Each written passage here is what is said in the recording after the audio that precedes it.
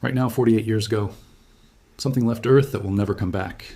It carries a golden record, a handful of fading instruments, and a message meant for no one alive today. By the time the sun dies, it will still be moving. This is the story of Voyager 1, and where she's headed next will take us all the way to the edge of time itself, 10 trillion years into the future. In the cold vacuum of space drifts a small, silent traveler. Her mission was to explore the outer planets, but now she is exploring the universe itself. She left the world that built her, and she will outlive even the stars, long after the sun has faded and Earth is only a memory written in the dust of time. Across distances greater than imagination, she will carry a fragment of who we were into a future we will never see. But to understand where she's going, we first need to understand why she was ever able to leave at all. Voyager 1 launches aboard a Titan IIIe rocket, just over 2 weeks after her sibling, Voyager 2. Two spacecraft, born days apart, sent on radically different paths. And here's the detail most people miss. Voyager 1 actually launched second, but on a faster trajectory, one designed specifically to reach Jupiter earlier, meaning she would overtake her sibling in deep space and arrive at the giant planet first, despite leaving the launch pad later. Why launch at all in 1977? Because of something that happens only once every 176 years. The outer planets, Jupiter, Saturn, Uranus, Neptune, had aligned in a way that allowed a single spacecraft to visit multiple worlds using gravity assists, a technique so powerful it could turn a short, limited mission into a decades-long journey across the entire solar system. Miss this window, and the next chance wouldn't come until the 2150s. NASA didn't just build a spacecraft. They built a spacecraft to catch a door that was about to close for almost 2 centuries. And engineers at the time knew that whatever they launched would likely still be the only chance humanity got for generations, which is part of why every part of the mission, from trajectory to backup systems, was designed with far more caution than a typical 5-year mission would ever require. Voyager 1 carries a full suite of instruments: cameras, spectrometers, magnetometers, plasma instruments, and detectors built to measure the invisible radiation filling the space between worlds. Each instrument was hand-built, tested, and calibrated for a mission that was only guaranteed to last 5 years. Nobody designing her in the 1970s expected she'd still be reporting back home half a century later, powered by a set of components that were considered old-fashioned even by the standards of their own decade, chosen specifically because they were simple, proven, and unlikely to fail. But bolted to her frame is something even more important than the instruments: a gold-plated copper disc, the Voyager Golden Record. It contains images, sounds, greetings in dozens of languages, music from across human civilization, and messages meant for whoever, or whatever, might one day find her. 90 different Earth sounds were included: thunder, wind, ocean waves, the laughter of a child, footsteps, the beating of a human heart. 55 languages offer a simple greeting, everything from Mandarin to Akkadian, a language that hasn't been spoken by anyone alive for over 2,000 years. And 90 minutes of music was chosen from across the world, an attempt, however imperfect, to compress the range of human expression onto a single disc smaller than a dinner plate. It even includes a map, instructions on how to locate Earth using the positions of nearby pulsars, precise enough that anyone capable of building a spacecraft to intercept Voyager would almost certainly be capable of decoding it. From the very first day, there is no return planned. Voyager 1 is built to survive the vacuum, the cold, and the radiation long enough to do her work, and then to keep going for as long as physics allows. Nobody in 1977 could have guessed just how long that would be. To understand why this mission even happened, you have to picture the world it was born into. 1977, the Cold War was still very much alive. The space race between the United States and the Soviet Union had cooled from its Apollo-era intensity. But the ambition behind it hadn't disappeared. It had simply shifted from racing to the moon toward racing to understand the rest of the solar system. Voyager wasn't built by a single genius working alone. It was built by thousands of engineers, scientists, machinists, and programmers, many of whom would spend the rest of their careers, and in some cases the rest of their lives, tied to this one spacecraft's fate. Consider the technology involved. Voyager 1's onboard computers have a combined memory measured in kilobytes, not gigabytes. The entire system is thousands of times less powerful than the phone sitting in your pocket right now. And yet, that same limited hardware has been patched, reprogrammed, and kept running from a distance for decades, adapting to failures no one could have anticipated at launch. Engineers managed to squeeze a level of precision out of that hardware that still, to this day, keeps a machine functioning across a distance no one in the 1970s could fully visualize. Every photo, every measurement, every scrap of data Voyager gathers has to be sent home as a radio signal, traveling at the speed of light. captured by giant dish antennas on Earth called the Deep Space Network, stationed in California, Spain, and Australia, spaced roughly equally around the globe, so that as the Earth rotates, at least one dish is always facing Voyager. As she gets farther away, that signal gets weaker and weaker until today it arrives on Earth so faint that it takes the largest radio dishes on the planet, straining at the very edge of their sensitivity just to hear her at all, a signal so weak that by the time it reaches Earth it carries less power than a single snowflake landing on the ground. And still she talks. And still we listen. Voyager 1 reaches Jupiter, a world of chaos and lightning. Her cameras capture turbulence on a scale nothing on Earth can match. Wind speeds up to 1,500 kilometers per hour, storms rising and collapsing in days, cloud layers stacking in impossibly complex patterns, and the Great Red Spot, a storm 16,000 kilometers wide, large enough to swallow Earth whole with room to spare. Scientists on the ground had studied that storm through telescopes for over 300 years. Voyager gave them, for the first time, a close-up view of it, actually churning and evolving in real time. That alone would have made the mission a triumph. To put the Great Red Spot into perspective, 3 Earths could sit side by side inside it, and it has been raging as a continuous storm for at least 3.5 centuries, possibly far longer. A hurricane older than the United States itself, still spinning, still visible from millions of kilometers away. But the real surprise wasn't on the planet at all. As Voyager passes Io, one of Jupiter's 4 largest moons, scientists notice something nobody expected to find anywhere in the outer solar system: active volcanic eruptions. Real-time, ongoing. Some of the plumes rise over 100 kilometers into space, visible even from a distance. Before Voyager, scientists assumed the outer moons were dead, frozen rock, far too cold and far too small to have any internal heat left. Io shattered that assumption in a single flyby. The heat, it turned out, wasn't coming from inside Io alone. It was coming from Jupiter itself, flexing Io's interior through immense tidal forces every time it orbited. It remains, to this day, the most volcanically active body in the entire solar system. More active than Earth itself, with hundreds of active volcanoes on a moon barely larger than our own. And Io wasn't finished surprising them. Voyager also studies Europa, Ganymede, and Callisto, Jupiter's other giant moons, each one a completely different world. Europa appears bright and smooth, crossed by dark cracks and streaks, hints of a surface shaped by ice and by something moving beneath it. Decades later, that single observation would help convince scientists that Europa might hide a liquid ocean under its frozen shell, one of the most promising places in the solar system to search for life, and a world we're still sending new missions to explore because of what Voyager first noticed. Ganymede reveals its own strange, grooved terrain. The largest moon in the solar system, bigger than the planet Mercury, and the only moon known to generate its own magnetic field, a discovery that surprised scientists who assumed only planets with active molten cores could produce one. Callisto appears ancient and heavily cratered, a fossil record of 4 billion years of cosmic bombardment written directly onto its surface, essentially untouched since the earliest days of the solar system, a frozen time capsule drifting quietly at the edge of Jupiter's influence. Then there's the side of Jupiter you can't photograph, its magnetosphere. Jupiter's magnetic field is enormous. The largest structure in the solar system, if you could see it with your eyes, it would appear larger in our sky than the full moon. It traps charged particles and creates radiation belts far more intense than anything near Earth, harsh enough to fry unshielded electronics in minutes. Voyager's instruments map that invisible danger zone directly, gathering data no telescope on Earth ever could. And the readings were so extreme that engineers had to double-check their own equipment, assuming at first that something on the spacecraft had malfunctioned. It turned out nothing was broken. Jupiter's radiation environment really was that violent, intense enough that any future spacecraft designed to orbit closer to the planet would need heavy shielding just to survive more than a few passes. And then, having done what she came to do, Jupiter gives Voyager exactly what she needs next: a slingshot. She swings past the giant planet, steals a tiny fraction of its immense orbital energy, and converts it into speed, in a brand new trajectory, flung outward toward a ringed world twice as far from the sun. This is the moment the mission stops being a flyby and starts becoming a one-way journey.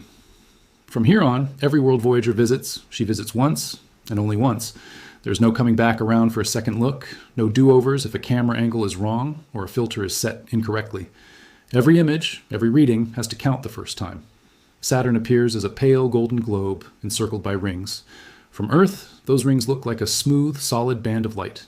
Up close, Voyager 1 reveals the truth. They are anything but smooth. Countless ringlets, gaps, waves, sharp, knife-edge boundaries. each one sculpted by gravity and by the pull of tiny moons hidden within the rings themselves, some so small they went completely unnoticed by telescopes on Earth, until Voyager flew close enough to spot them directly. The rings are staggering in scale.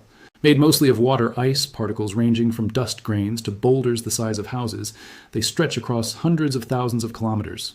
And yet, in places, they are barely 10 meters thick. Proportionally, if Saturn's rings were the size of a football field, their thickness would be thinner than a sheet of paper. Voyager studies Saturn's magnetosphere too, and the moons orbiting within it. Some of those moons act like sculptors, shepherding the ring edges and carving out gaps with nothing but gravity. Others show surfaces scarred by ancient impacts and reshaped by processes scientists were only beginning to understand. But the real target, the reason Voyager 1's entire trajectory was designed the way it was, is one single moon, Titan. Titan is larger than the planet Mercury, and it is wrapped in something no other moon in the solar system has, an atmosphere thick enough to hide its surface completely. Nitrogen dominates that atmosphere, mixed with methane and complex hydrocarbons, under a surface pressure about 1.5 times what we feel on Earth. Thick enough that, in theory, a person standing on Titan's surface in the right protective suit could strap on a pair of wings and fly under their own power, simply because the combination of thick air and low gravity makes it physically possible. Why does this matter so much? Because an atmosphere this thick is chemistry in motion. Sunlight and energetic particles tear molecules apart and rebuild them into heavier compounds. In the freezing cold of the outer solar system, those compounds can form hazes, rain, rivers, and lakes, not of water, but of liquid methane and ethane. It is the closest thing to a working weather system anywhere beyond Earth, and it's part of why later missions would send a dedicated lander down through that thick orange haze just to see what was underneath it. At the surface, temperatures on Titan hover around minus 179 degrees Celsius, cold enough that water ice behaves like solid rock, and only exotic hydrocarbons can exist as liquids at all. It is, in a strange way, the most Earth-like place in the outer solar system. An active surface, weather, seasons, even coastlines, just built out of entirely different chemistry. To study Titan up close, mission planners made a decision that would define the rest of Voyager 1's existence. They aimed her flight path directly through the Titan encounter, bending her trajectory sharply upward, out of the plane where the planets orbit. It was the right call for science, but it came at a cost. That single course correction meant Voyager 1 could never again be redirected toward another planet. From this point on, there would be no Uranus, no Neptune for her, only one direction left, out. Away from everything, toward interstellar space. Her sister ship, Voyager 2, would go on to visit Uranus and Neptune, becoming the only spacecraft in history to fly past all 4 giant planets. A record that still stands today, and one that no mission currently planned is expected to break anytime soon. But Voyager 1 had traded that future for one perfect look at Titan's hidden surface. She took the trade, and she never looked back.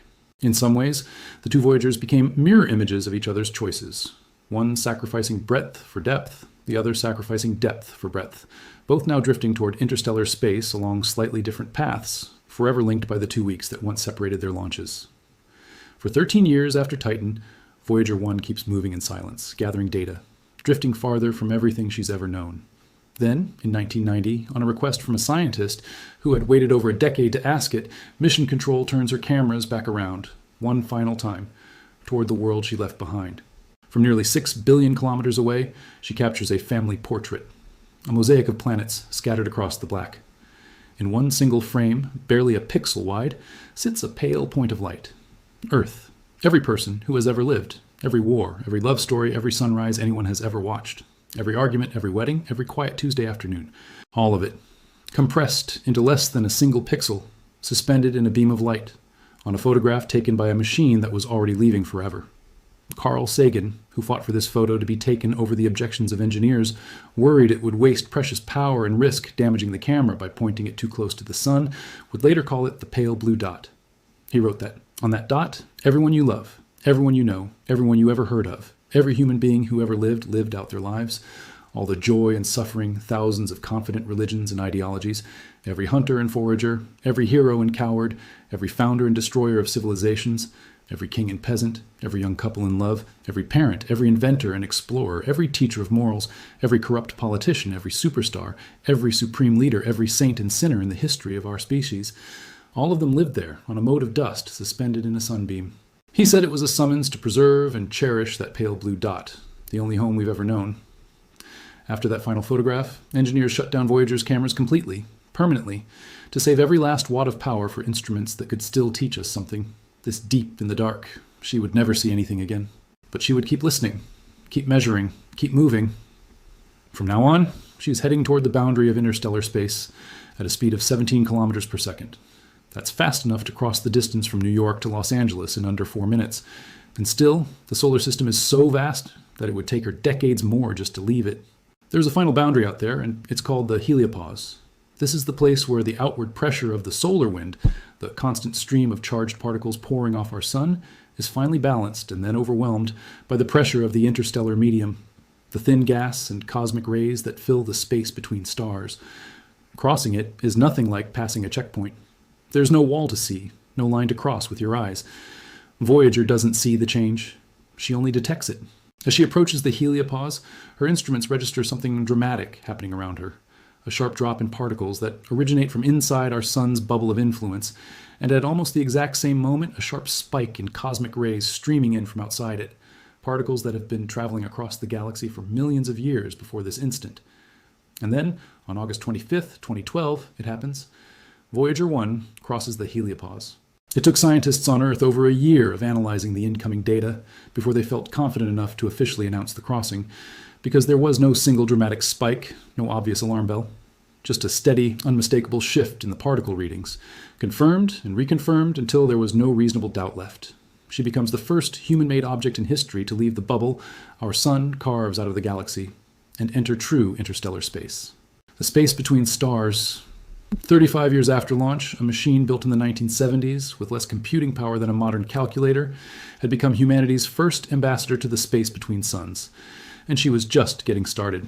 To put her isolation in perspective, at the moment she crossed into interstellar space, Voyager 1 was already more than 4 times farther from the sun than Pluto. Every planet you learned about in school, every asteroid, every comet astronomers track, all of it sits closer to the sun than the point where Voyager left the heliosphere behind entirely. In late 2026, right around now, Voyager reaches a staggering distance, 9 billion kilometers from Earth. That makes her the first human-made object ever to reach one full light day from home. Let that sink in. Light, the fastest thing in the universe, now takes a complete 24 hours to travel one way between Earth and this tiny spacecraft. A command sent to Voyager today won't arrive until tomorrow. Her reply won't reach mission control until the day after that. A single, "Hello, are you still there?" And its answer takes 48 hours round trip for a signal moving at the speed of light. But even as she reaches this historic milestone, something else is happening, quietly, in the background. Something that can't be stopped. Voyager is running out of power. Voyager doesn't run on solar panels. This far from the sun, sunlight is far too weak to be useful, roughly 1,000 times fainter out here than it is on Earth. Instead, she runs on radioisotope thermoelectric generators, devices that convert the heat from decaying plutonium into electricity, a technology chosen specifically because it doesn't depend on sunlight at all. The problem is that plutonium is decaying whether Voyager needs it to or not. Every year, her available power shrinks a little further. Over decades, this slow, unstoppable decline has forced engineers on Earth to make an agonizing series of choices. Which instrument do we sacrifice this year to keep the others alive? One by one, heaters shut off. One by one, instruments go silent. Not because they broke, but because there simply isn't enough power left to run them. Some of these decisions have been made by engineers who weren't even born when Voyager launched. A second, sometimes third generation of scientists now caring for a machine older than most of their careers. Voyager 1 has now been traveling for nearly 60 years. Her power has faded to a fraction of what it once was. Most of her instruments have already gone quiet. NASA's current expectation is that she could remain within communication range of the Deep Space Network for a while longer yet. But long before that final loss of contact, her scientific voice will narrow down to whatever single instrument can still draw enough power to speak. And when the end finally comes, there will be no dramatic final signal, no last words. From Earth, she will not appear to die. She will simply stop answering. At that point, Voyager becomes what she has already been for most of her journey, a small traveler in deep space, moving along, unaware of whether anyone is listening at all. But here's the part almost nobody thinks about. Her silence doesn't mean her story ends. It means her story is only beginning. In about 40,000 years, Voyager will drift relatively near another star, Gliese 445. Relatively near is doing a lot of work in that sentence. Her closest approach will still be around 7 light years away. That's roughly 10 trillion kilometers. Close by interstellar standards, meaningless by human ones. The gravity assists at Jupiter and Saturn once reshaped Voyager's path with precision, bending her trajectory exactly where engineers needed it to go. Beyond the planets, there are no more convenient boosts, no slingshots, no course corrections. Between stars, distances are so vast that even a spacecraft moving at 17 kilometers per second becomes, for all practical purposes, standing still. By the time she passes Gliese 445, her radio has been silent for tens of thousands of years. No one is tracking her anymore, not even with rough estimates.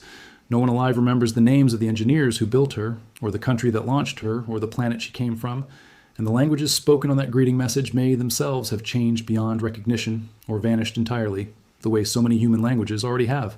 She has become a relic of a civilization that may not even exist anymore, and yet, physically, almost nothing will have happened to her. Without an atmosphere to erode her, without weather to wear her down, without another object likely to ever collide with her in the near-perfect emptiness of interstellar space, Voyager 1's golden record could remain readable for over 1 billion years, making it, quite possibly, the longest-lasting artifact humanity will ever create. And she just keeps going. Fast forward further, 3 to 4 billion years from now, and the scale of this story changes entirely. By this point, Voyager 1 is no longer meaningfully connected to the solar system at all. She is simply somewhere in the Milky Way, a traveler whose exact location would be effectively impossible to reconstruct with any certainty. But the galaxy around her isn't standing still either. The Andromeda Galaxy, our nearest large galactic neighbor, has been approaching the Milky Way for billions of years, pulled in by gravity across unimaginable distances. Eventually, that gap closes. Andromeda begins to dominate the night sky, growing from a faint smudge into a sprawling structure stretching overhead. Then the two galaxies begin to pass through each other, gravity reshaping stars, gas, and dust on a scale that dwarfs anything that's happened in our solar system's entire history. Slowly, over billions of years, the Milky Way and Andromeda merge into a single galaxy, one that astronomers already have a nickname for, Milkomeda. Individual stars will almost never actually collide during this process. Space between stars is simply too vast for that. But their orbits, their positions, the entire shape of both galaxies will be violently, beautifully rearranged, forming new patterns of light that no human astronomer will ever get to chart. From Voyager's point of view, silent, cold, drifting, it would be one of the most spectacular sights imaginable. A view no human eye will ever witness. A view only a lifeless machine, launched by a civilization on a small blue world, will ever be positioned to see. Now push the timeline further than almost any documentary dares to go. 10 trillion years. The current age of the universe is about 8 billion years. 10 trillion years is roughly 1,000 times longer than the entire history of the universe, up to this point. By then, the era of bright, massive stars, the kind that light up galaxies, is long over. Massive stars burn fast and die young, in cosmic terms, some lasting only a few million years before collapsing into supernovae or black holes. Only the smallest red dwarf stars can keep shining for these kinds of timescales, burning their fuel with extraordinary patience, so slowly and so efficiently that a single red dwarf could, in theory, still be shining long after every other type of star in the universe has gone dark. But even they don't last forever. As usable hydrogen becomes locked away in dead stellar remnants and star formation slows to almost nothing, galaxies stop being factories of light. They become quiet collections of burnt-out stars, black holes, and cold, dark remains, drifting through a universe that has largely stopped creating anything new. The night sky, if anyone were still around to look up at it, would become sparse, dim, nearly empty. Entire constellations that have guided human sailors, poets, and astronomers for thousands of years would simply cease to exist, their stars burned down to cold, dark cinders drifting silently through space. The universe becomes quiet. If Voyager has somehow survived this far, a fragile assumption, but let's follow it, she would now be older than nearly every active star that once lit up the Milky Way she was born into. And beyond even this point, the timeline stops being observation and becomes theory. One possibility, proposed by physicists studying the deep future of matter itself, is proton decay. The idea that, given enough time far beyond even 10 trillion years, ordinary matter itself gradually breaks down. Atoms come apart. Everything that exists slowly dissolves into lighter particles. Even before that, in this unimaginably distant future, black holes would have become some of the last remaining structures in the universe, slowly evaporating over spans of time so vast that 10 trillion years would look, by comparison, like a single second on a clock built to measure the entire lifespan of existence. Stars, planets, spacecraft, all of it reduced eventually to background radiation and drifting particles. If that happens, and if Voyager survives long enough to see it, the universe itself will begin to erase her. Think about that for a moment. A machine built in a factory in California in the 1970s, with less processing power than the phone in your pocket, could plausibly outlast every star, every galaxy, and every law of chemistry as we know it. She carries no weapons, no flag, just a golden record, a handful of fading instruments, and a message that says simply, "We were here." We looked up, and we tried to reach out. No treaty, no border, no argument that ever divided us here on Earth made it onto that record. Only the things we chose to say were worth remembering. Voyager 1 reached farther than anyone who built her ever imagined she would. She is still reaching, right now, as you watch this. Somewhere on Earth today, a small team at NASA's Jet Propulsion Laboratory still checks in on her. They still write code in a programming language most modern software engineers have never touched, just to talk to a computer system designed before some of them were born. They still celebrate quietly every single time a signal comes back confirming she's alive. It is, in its own way, one of the longest-running relationships between humans and a machine in history, a conversation stretched across billions of kilometers, conducted a whisper at a time. And long after every trace of us is gone, after Earth, after the sun, after every star in tonight's sky has gone dark, that message will still be out there, drifting, silent, waiting for someone, or something, to finally understand it. In the vastness of the cosmos, life looked up and reached out. And whatever comes next for us here on Earth, whatever we build, whatever we lose, whatever we eventually become, that fact will remain true for as long as Voyager 1 keeps drifting. Once, a small, curious species on a pale blue dot looked out at the dark, and instead of staying afraid of it, decided to send something into it. If you want to understand exactly how close we already are to losing contact with her forever, and what NASA is doing right now to keep her alive as long as possible, that's a story for another day. Subscribe, because you don't want to miss it.